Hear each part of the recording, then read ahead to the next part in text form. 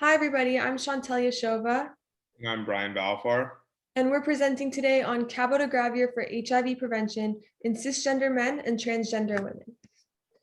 Some background: safe and effective, long-acting injectable agents for pre-exposure prophylaxis for human immunodeficiency virus infection are needed to increase the options for preventing HIV infection.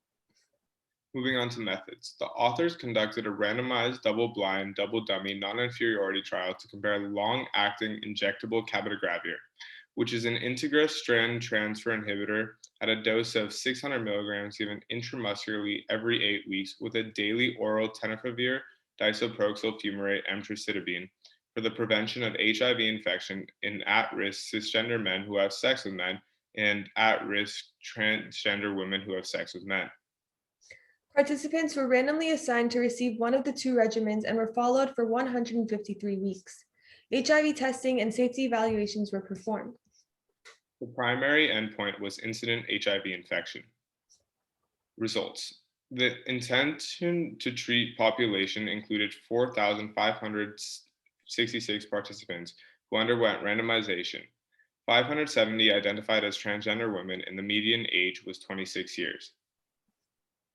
The trial was stopped early for efficacy on review of the results of the first pre-planned interim endpoint analysis. Among 1,698 participants from the United States, 845 identified as Black.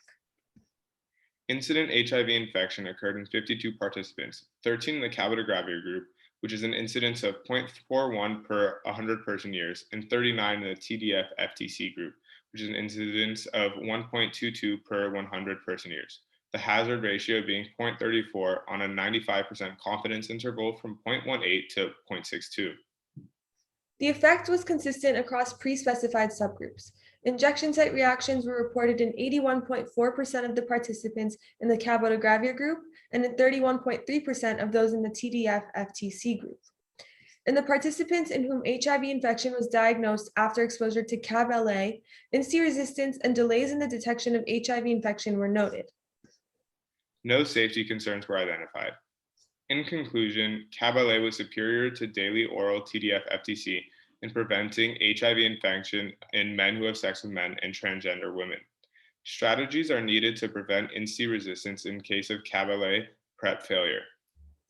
This study was funded by the National Institute of Allergy and Infectious Disease and others. Thank you so much for your attention.